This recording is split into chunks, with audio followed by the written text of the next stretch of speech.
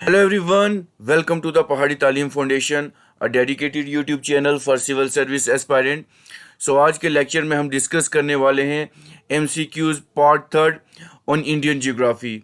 सो मेरा नाम आमिर अफ्ताब फिरोजाल है. So without wasting time let's start the video. So the question number first on your screen is the neighbouring country of India which has the smallest area.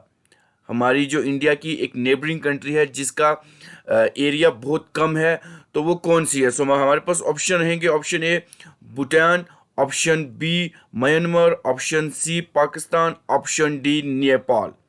So the right answer for this question is your option A, that is Bhutan. सो भूटान एक ऐसी country है जिसका सबसे smallest area है जो कि हमारी इंडियन नेबरिंग कंट्रीज में आती है.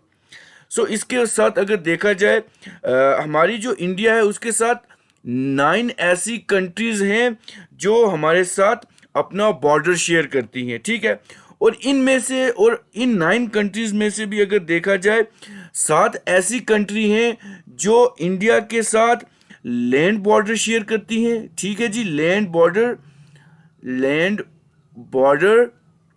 शेयर करती हैं. और 2 ऐसी कंट्री हैं जो इंडिया के साथ सी बॉर्डर शेयर करती हैं. ठीक है जी, सी बॉर्डर शेयर करती हैं.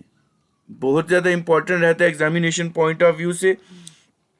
सो अगर देखा जाए जो ये ऐसी 7 कंट्री हैं जो लैंड बॉर्डर शेयर करती हैं. सो इनमें एक तो अफगानिस्तान आ जाएगी, अफगानिस्तान आ जाएगी, बांग्लादेश आ जाएगी, बांग्लादेश आ जाएगी. उसके बाद देखें ऑफ कोर्स भूटान आ जाएगी. उसके बाद अगर देखा जाए हमारे पास नेपाल आ जाएगी. ठीक है जी, उसके बाद देखा जाए नेपाल आ जाएगी. उसके बाद म्यांमार आ जाएगी. ठीक है जी, म्यांमार भी जो है वो लैंड बॉर्डर इंडिया के साथ शेयर करती है. ठीक है जी, म्यांमार भी आ जाएगी. और उसके बाद अगर देखा जाए हमारे पास ऑफ कोर्स पाकिस्तान भी आ जाएगी जो हमारे साथ लैंड बॉर्डर शेयर करती है. सो 1 2 3 4 5 6 एंड चाइना. यस, और चाइना भी जो हमारे साथ है इंडिया के साथ लैंड बॉर्डर शेयर करती है. फिर उसके बाद देखा जाए वो 2 कंट्रीज कौन सी हैं जो इंडिया के साथ सी बॉर्डर जो है वो शेयर करती है. सो हमारे पास 2 ही हैं. एक तो हमारी श्रीलंका आ जाएगी, श्रीलंका. और दूसरी अगर देखें तो वो हमारे पास आ जाएगी मालदीव्स. ठीक है जी, मालदीव्स आ जाएगी. ये 2 कंट्रीज हैं जो सी बॉर्डर इंडिया के साथ शेयर करती हैं. बहुत ज़्यादा इंपॉर्टेंट रहता है एग्जामिनेशन पॉइंट ऑफ व्यू से.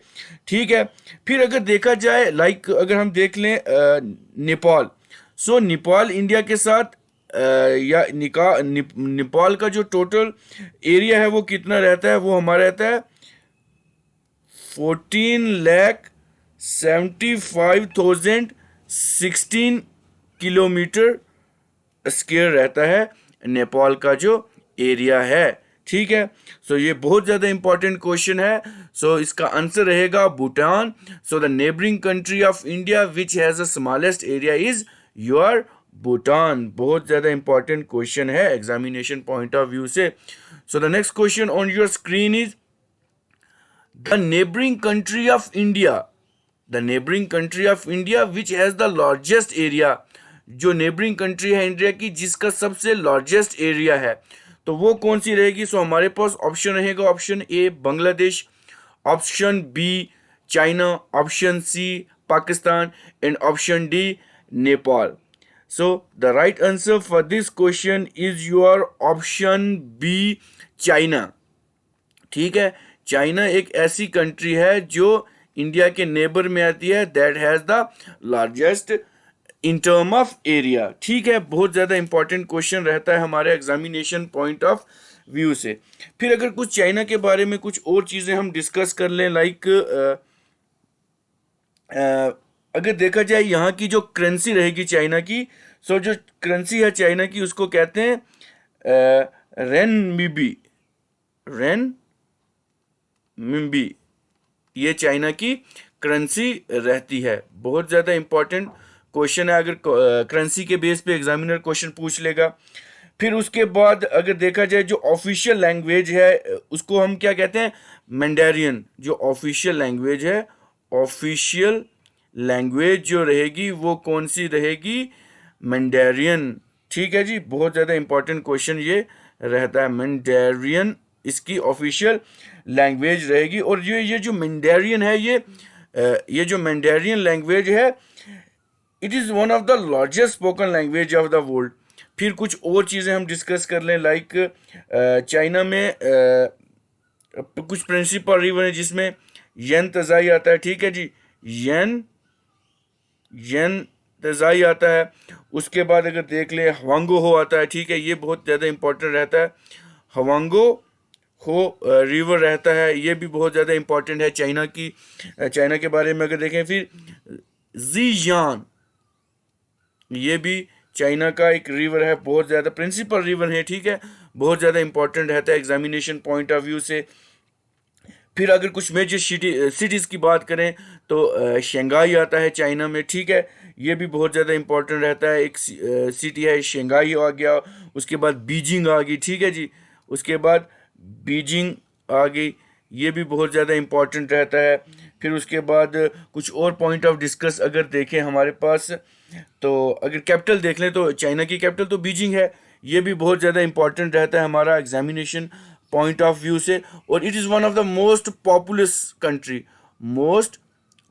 कंट्री भी रहती है, क्योंकि सबसे ज़्यादा अगर पूरे वर्ल्ड में देखा जाए तो सबसे ज़्यादा पॉपुलेशन जो है वो इसमें हमारी चाइना में एग्जिस्ट करती है। So China is the most populous country in the world. ठीक है, और देखा जाए फोर्थ, और अगर एरिया वाइज देखा जाए तो चाइना जो है वो fourth in term of this क्या एरिया हमारी आ जाती है। बहुत ज़्यादा इंपॉर्टेंट रहता है हमारी एग्जामिनेशन पॉइंट ऑफ व्यू से। फिर एक थ्री जॉर्ज डैम है। ठीक है जी, थ्री जॉर्ज डैम ये कहाँ पे रहती है, ये यांतजाई रिवर पे है। ये भी बहुत ज़्यादा इंपॉर्टेंट क्वेश्चन रहता है। सो जो इसकी इंस्टॉलेशन कैपेसिटी रहेगी, ये जो थ्री जॉर्ज डैम है जो यांतजाई रिवर पे बनी हुई है, सो 22,500 मेगावाट इसकी जो इंस्टॉलेशन कैपेसिटी है। बहुत ज़्यादा इंपॉर्टेंट रहता है हमारा एग्जामिनेशन पॉइंट ऑफ व्यू से, और एग्जामिनेशन में ये क्वेश्चन आने के चांसेस रहते ही रहते हैं। ठीक है, फिर अगर उसके बाद अगर हम डिस्कस कर लें, लाइक पाकिस्तान, जैसा कि आप सब जानते हैं पाकिस्तान की कैपिटल कौन सी है, इस्लामाबाद है। ठीक है जी, इस्लामाबाद है।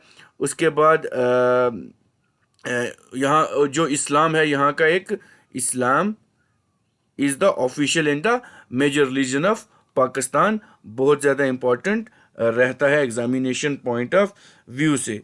ठीक है, उसके बाद अगर लाइक हम डिस्कस कर लें, इसमें जो रिवर्स हैं पाकिस्तान में, इंदस भी है। ठीक है जी, इंदस है, उसके बाद झेलम है। ठीक है जी, ये जो कुछ इंपॉर्टेंट रिवर्स हैं पाकिस्तान के, बहुत ज़्यादा इंपॉर्टेंट रहता है ये question examination point of view से, और एग्जामिनेशन में आने के चांसेस रहते हैं। ठीक है, so the next question on your screen is,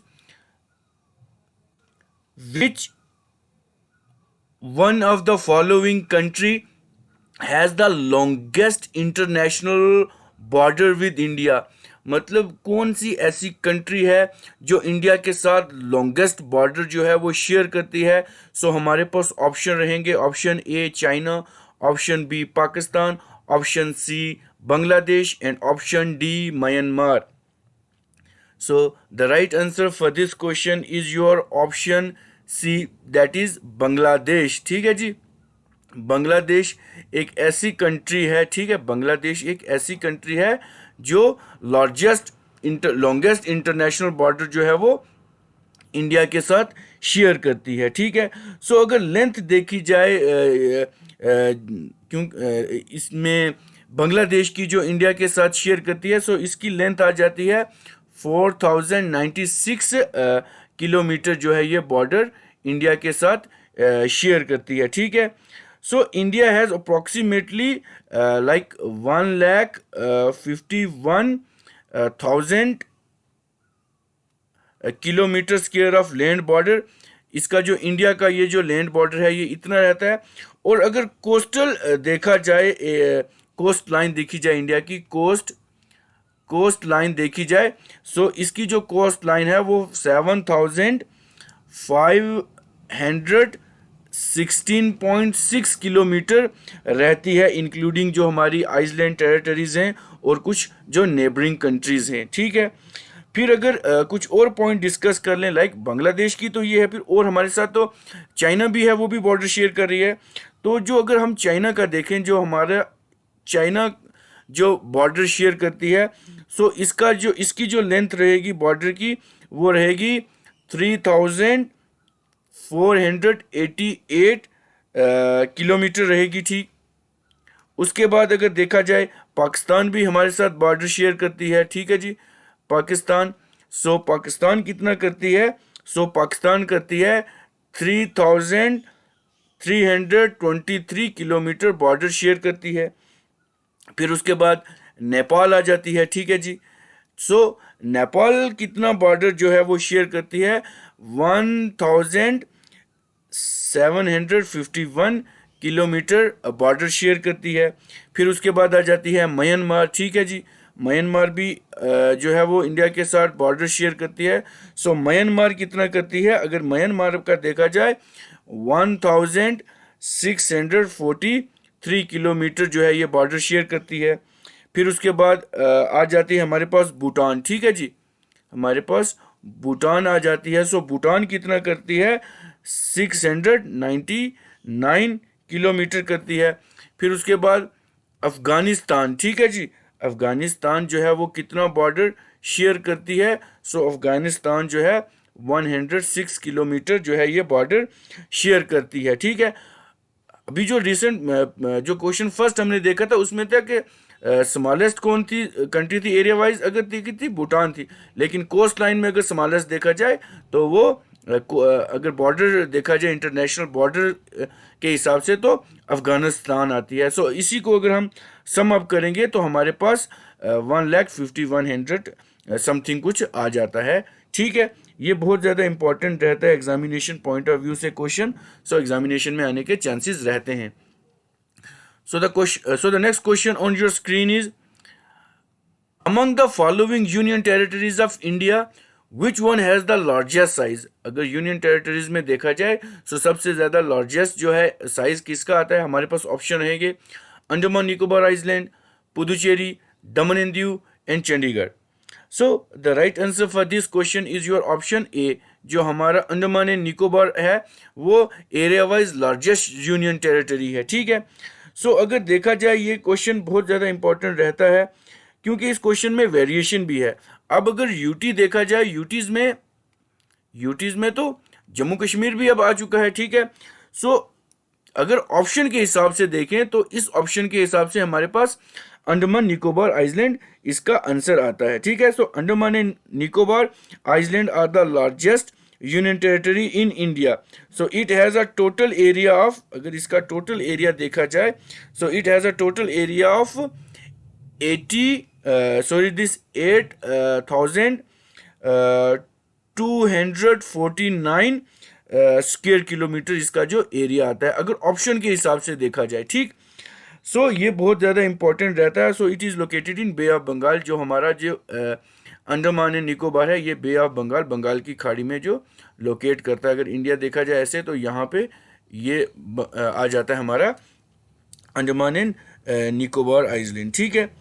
उसके बाद अगर देखा जाए जो अंडमान निकोबार है इसकी जो कैपिटल देखी जाए हमारी अंडमान और निकोबार की, पोर्ट ब्लेयर जो रहेगी वो क्या रहेगी, इसकी कैपिटल रहेगी अंडमान एंड निकोबार आइसलैंड की। बहुत ज़्यादा इंपॉर्टेंट क्वेश्चन है ये एग्जामिनेशन पॉइंट ऑफ व्यू से।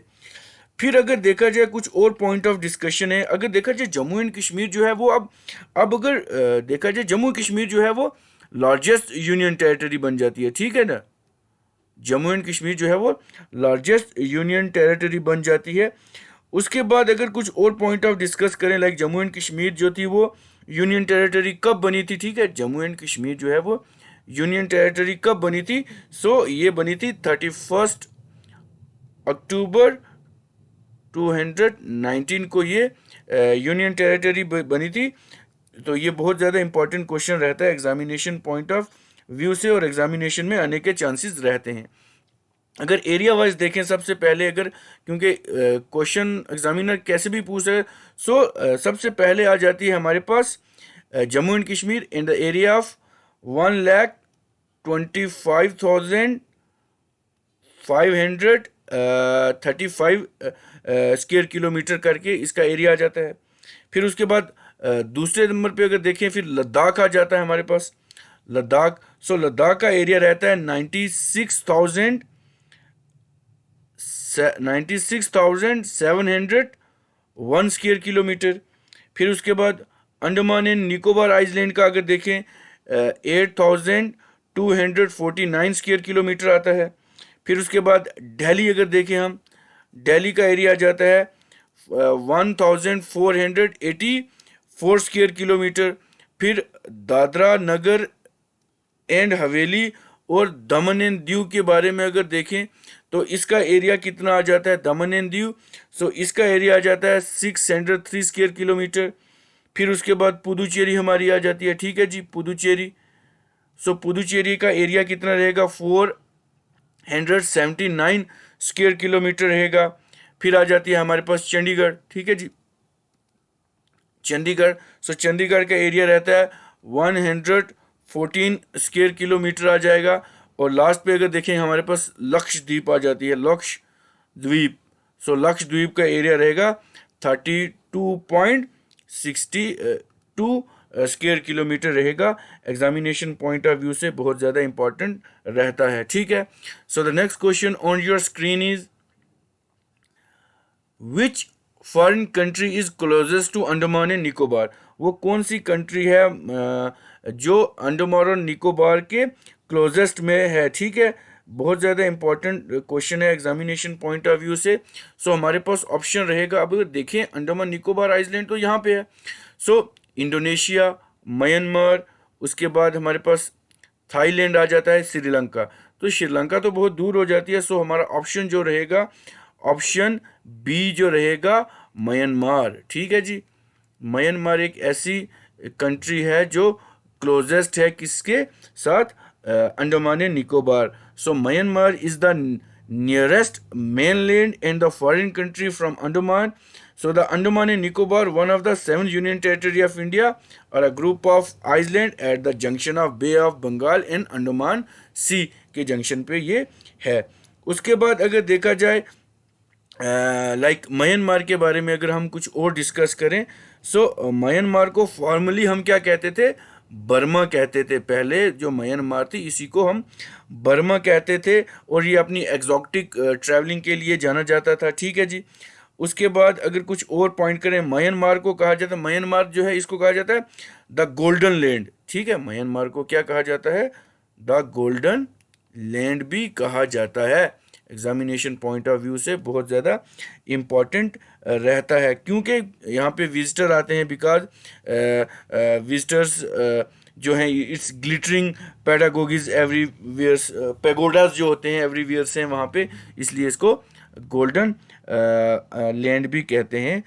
उसके बाद अगर देखा जाए एक करके आता है हैकोका, हैकोकबा, हैकोकाबो, ये जो है हैकोकाबो राजी जो है is a border try point between India, China and Myanmar. ये बहुत ज़्यादा इंपॉर्टेंट रहता है एग्जामिनेशन पॉइंट ऑफ व्यू से, और एग्जामिनेशन में आने के चांसेस भी रहते हैं। उसके बाद अगर देखा जाए अंडमान और निकोबार में एक पास करके आता है डनकन पैसेज, ठीक है जी, डनकन पैसेज। सो ये जो क्या करता है, ये सेपरेट करता है किसको, that separate little Andaman from south Andaman को ये जो है ये सेपरेट करता है, और एग्जामिनेशन पॉइंट ऑफ व्यू से बहुत ज़्यादा इम्पॉर्टेंट ये क्वेश्चन रहता है और एग्जामिनेशन में आने के चांसेस रहते हैं। और अगर देखा जाए ये जो हमारा अंडमान है, अंडमान आइलैंड अगर देखा जाए, अंडमान अंडमान आइलैंड अगर देखा जाए, so Andaman islands are divided into 3 island. ये जो है ये 3 आइलैंड में डिवाइड है। एक आ जाता है नॉर्थ आइलैंड, ठीक है जी। उसके बाद हमारे पास आ जाता है मिडल आइलैंड, और उसके बाद हमारे पास नंबर 3 पे आ जाता है साउथ आइलैंड। सो जो अंडमान है वो 3 हिस्सों में डिवाइड रहता है। और अगर देखा जाए ये जो आर्ची पेलियागो है, हमारे जितने भी आर्ची मतलब आर्ची पेलियागोज क्या होते हैं, ये आर्ची पेलियागोज क्या होते हैं, group of island. So group of island है। The archipelago is composed of around 265 big and a small island. और अगर अंडमान में देखा जाए 203 आइलैंड हैं, और प्लस अगर निकोबार की बात करें तो वहाँ पे 62 आइलैंड हैं अगर निकोबार की बात करेंगे, ठीक है। So the next question on your screen is Doddabetta peak is located in the, जो डोडा बेटा पीक है वो कहाँ पे लोकेट करती है। सो हमारे पास ऑप्शन रहेंगे। Option A Annamalai, option B Mahendragiri, option C Nilgiri, and option D शेरावाइज।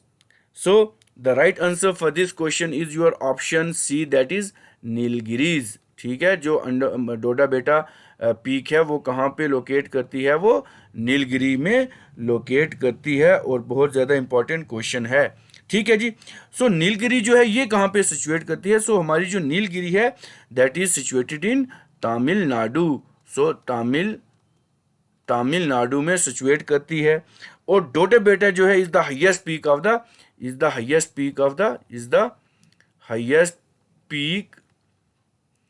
Highest peak of this Nilgiri hill, कि ये हाईएस्ट पीक भी रहती है, ठीक है।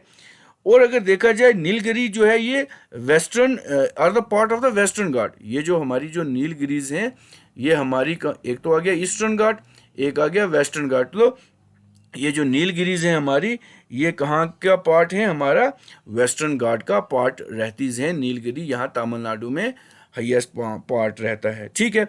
उसके बाद देखा जाए the hill are located at the tri junction of, ये कहाँ पे ट्राई जंक्शन ऑफ कहाँ पे रहते हैं, it is in try junction of, एक तो हमारी कर्नाटका आ गई, ठीक है जी, कर्नाटका आ गई।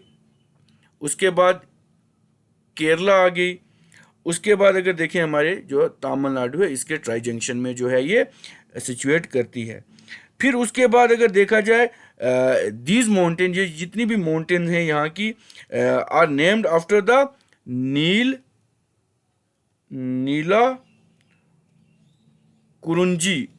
कुरुंजी करके है फ्लावर एक, ठीक है, नीला कुंजी फ्लावर करके है, इसके नाम पे रखी गई है, जिसको हम क्या कहते हैं,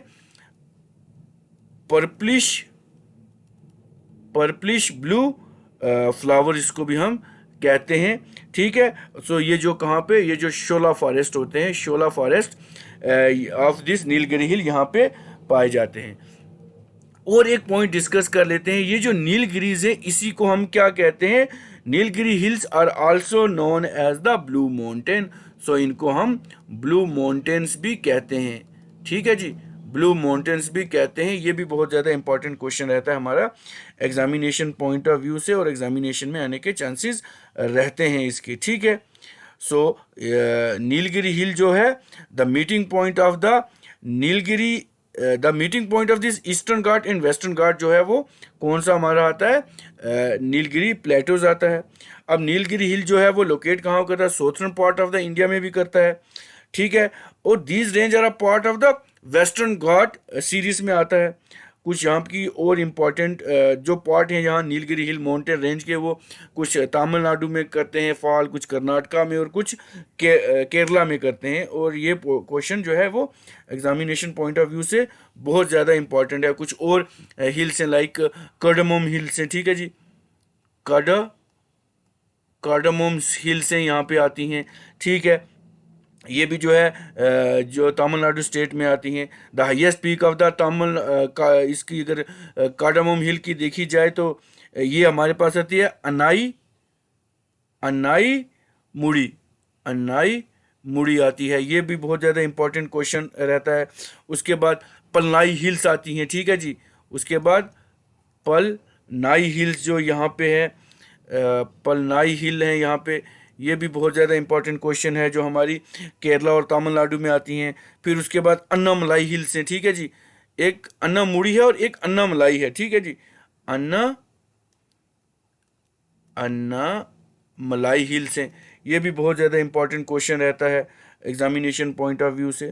सो डोडा बेटा है वो कहाँ पे लाई करती है, हमारी नीलगिरी हिल पे लोकेट करती है, और एग्जामिनेशन पॉइंट ऑफ व्यू से बहुत ज़्यादा इंपॉर्टेंट क्वेश्चन है और एग्जामिनेशन में आने के चांसेस रहते हैं अगर माउंटेन पीक के ऊपर एग्जामिनर क्वेश्चन कोई भी फ्रेम करेगा, ठीक है। उसके बाद हमारे पास अगर हम नेक्स्ट क्वेश्चन देखें अपनी स्क्रीन पर, so the eastern Ghat and the western Ghat meet at, जो ईस्टर्न घाट है और जो वेस्टर्न घाट है वो कहाँ पे मीट करता है।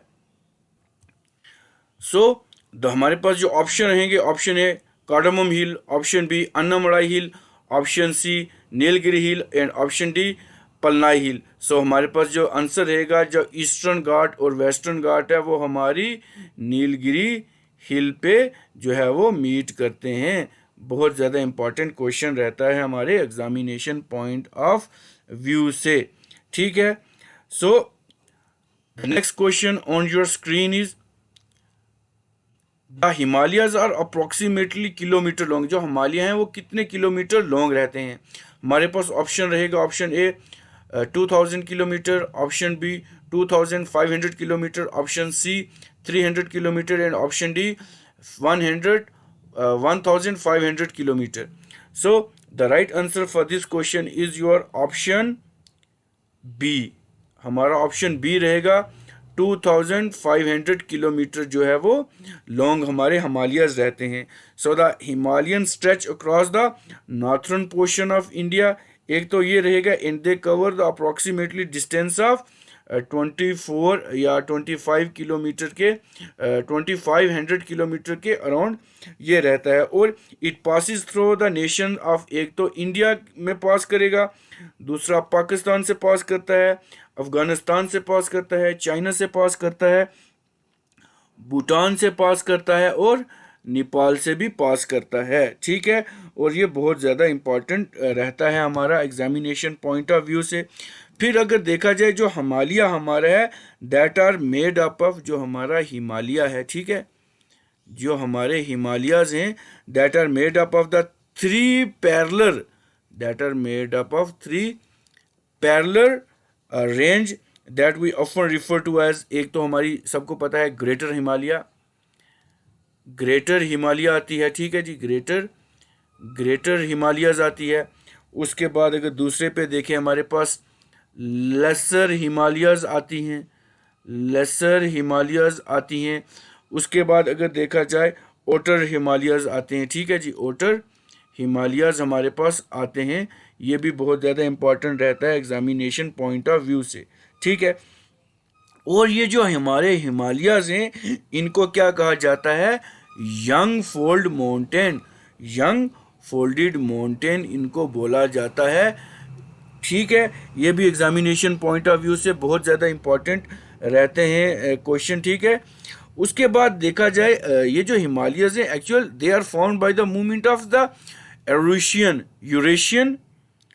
यूरेशिया लैंड मास जो हुआ था उससे ये फॉर्म्ड हुए थे, ठीक है। Land mass in the north, ये जो नॉर्थर्न एरिया जो बना था, और जो अगर देखा जाए जो southern that is form by Gondwana land मासी से ये फॉर्म्ड हुआ था। बहुत ज़्यादा इम्पॉर्टेंट है हमारे एग्जामिनेशन पॉइंट ऑफ व्यू से।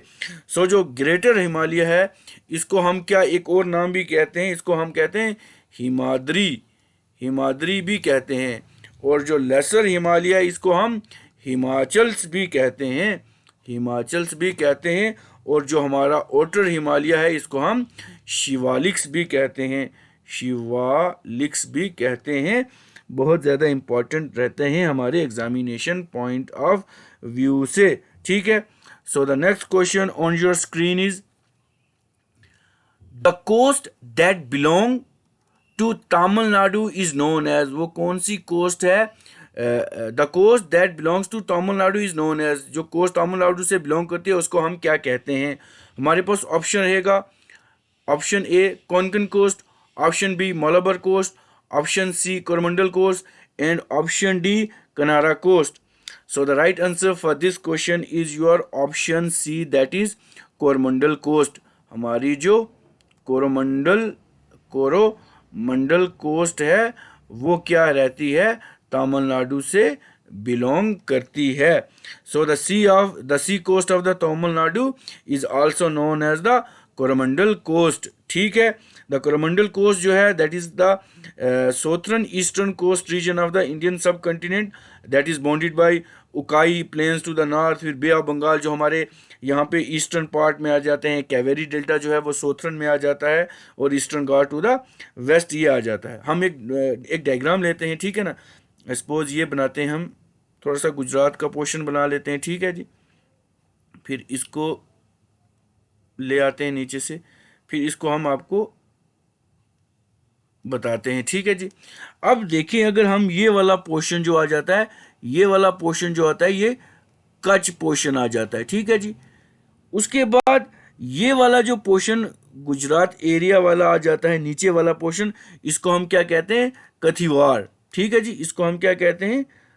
कथियावार कहते हैं, ठीक है। फिर उसके बाद ये जो इतना पोर्शन है ये वाला, इसको हम क्या कहते हैं? कोंकण कोस्ट कहते हैं, ठीक है जी, कोस्ट कहते हैं। और जो जो नीचे वाला पोर्शन यहां से यहां तक है, इसको हम क्या कहते हैं? इसको हम कहते हैं मालाबार कोस्ट। इसको हम क्या कहते हैं? मालाबार कोस्ट कहते हैं। फिर ये जो नीचे वाला थोड़ा सा एरिया, ये वाला और ये वाला है, इसको हम क्या कहते हैं? इसको बोलते हैं हम केप कमोरिन, केप कोमोरिन बोलते हैं। फिर यहाँ से ये वाला पोर्शन जो यहाँ तक रहता है इंडिया का, तो इसको बोलते हैं हम कोरोमंडल कोस्ट बोलते हैं इसको हम, ठीक है। और ये वाला यहाँ से यहाँ तक जो पोर्शन रहता है, इसको हम क्या बोलते हैं? नॉर्थर्न सिरकार्स बोलते हैं, सिरकार्स बोलते हैं। और जो ये ऊपर वाला पोर्शन है, इसको उत्काई प्लेन्स बोलते हैं, ठीक है। ये क्वेश्चन बहुत ज़्यादा इम्पॉर्टेंट रहता है एग्जामिनेशन पॉइंट ऑफ व्यू से, और एग्जामिनेशन में आने के चांसेस रहते हैं। So the coast that belong to the Tamil Nadu is your option C, that is Coromandel coast. So the next question on your screen is 10 degree channel is between, जो 10 degree channel है वो कहाँ पे लोकेट करता है? सो हमारे पास ऑप्शन रहेंगे, option A little Andaman and Car Nicobar, option B middle Andaman and little Andaman, option B Alaska and Russia, ये तो नहीं रहेगा, option D Korea and North Korea and South Korea. So the right answer for this question is your option A, that is little Andaman and Car Nicobar, इसका जो है वो answer रहेगा। बहुत ज़्यादा इंपॉर्टेंट रहता है हमारा एग्जामिनेशन पॉइंट ऑफ व्यू से। और अगर हम अंडमान और निकोबार आइलैंड के बारे में कुछ और पॉइंट डिस्कस करें, तो यहाँ पे कुछ इंपॉर्टेंट अगर माउंटेन रेंज डिस्कस करें अंडमान और निकोबार आइलैंड की, तो यहाँ पे एक सैडल पीक आता है, सैडल पीक आता है। सैडल पीक ये कहाँ पे है? ये नॉर्थ अंडमान में है, ठीक है। फिर उसके बाद एक आता है माउंटेन आती है, जिसको हम बोलते हैं डाइवोलो। तो ये कहाँ पे आती है? ये हमारी मिडल अंडमान में आती है। उसके बाद हमारे पास एक और आती है मोंट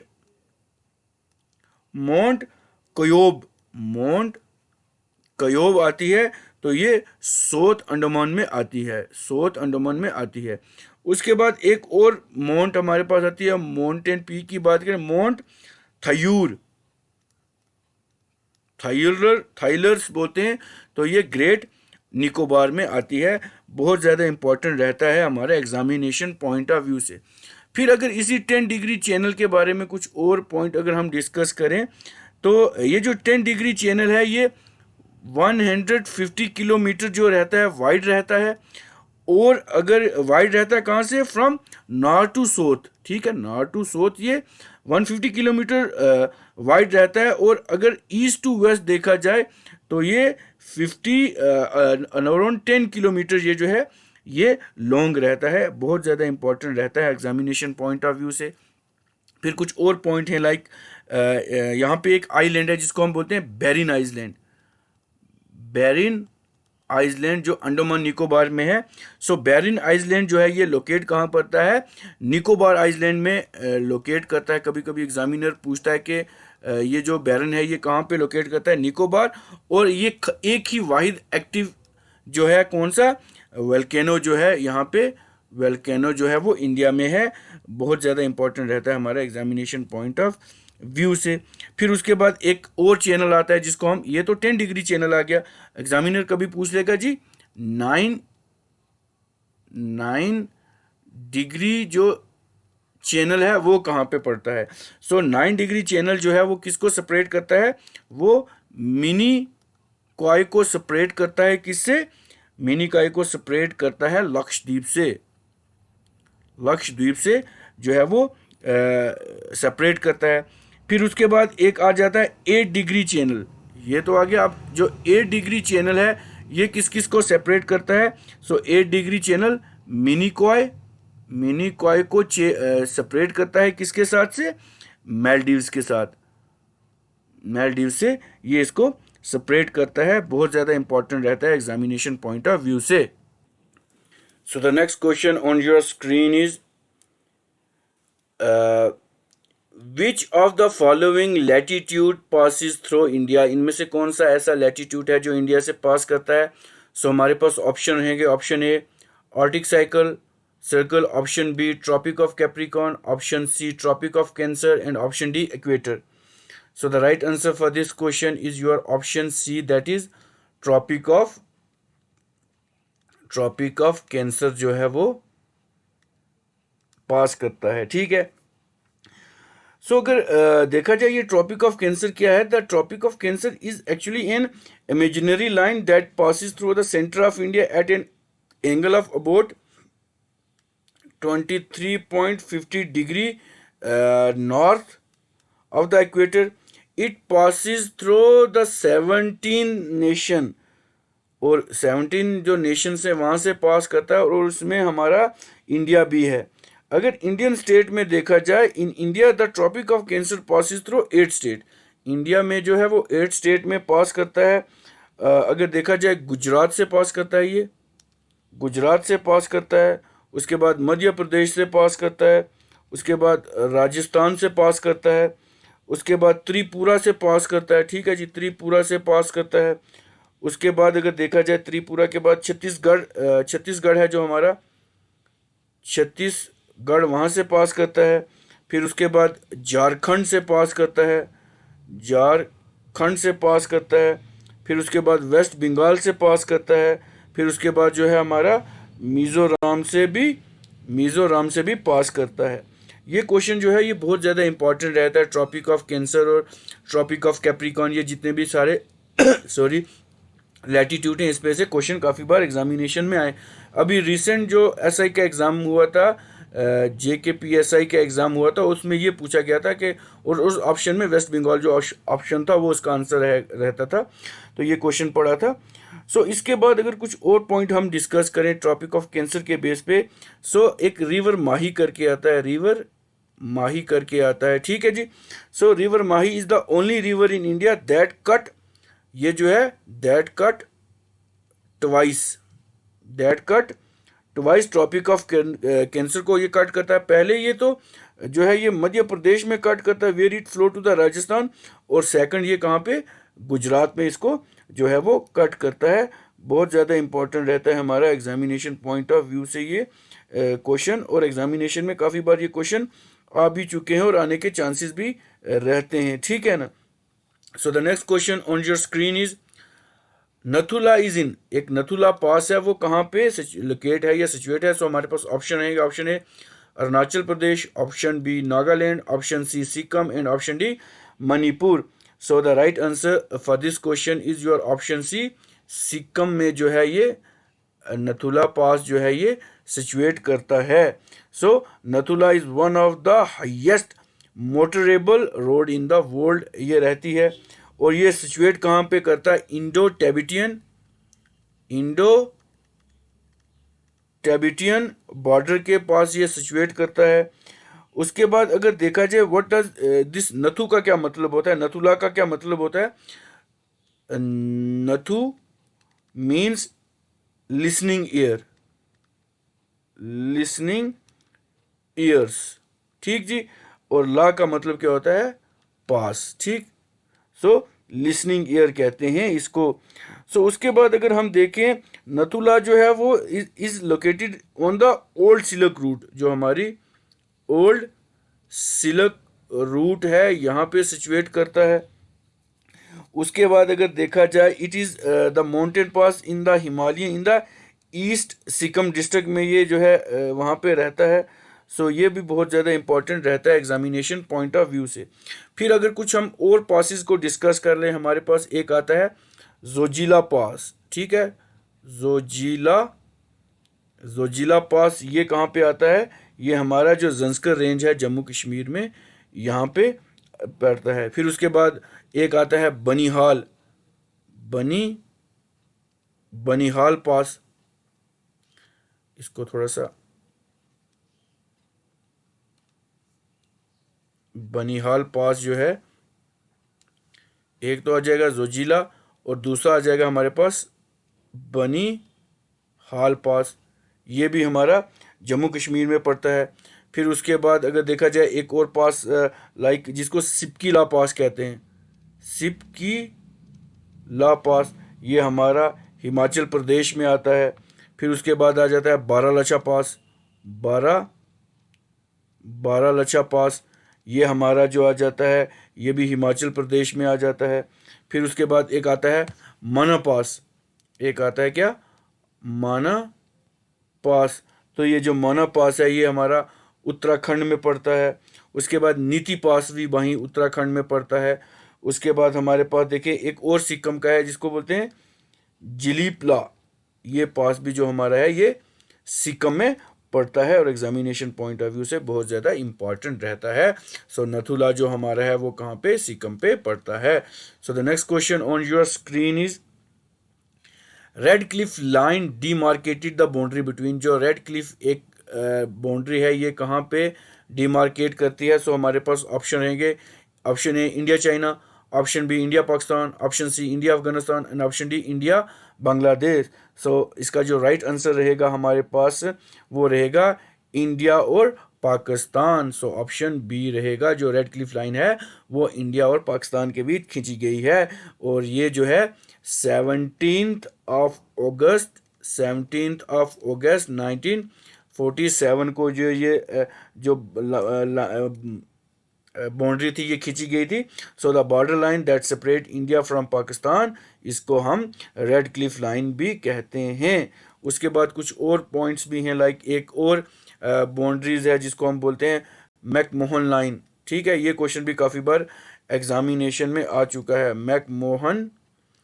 मैकमोहन लाइन ये कहाँ पे आता है? ये इंडिया और चाइना के बीच आता है, ठीक है। तो इसको जो ड्रॉन किया था वो किसने किया था? हेनरी मैकमोहन ने किया था in consultation with the Tibetan representative in I think 1914 या 15 के पास किया था, ठीक है।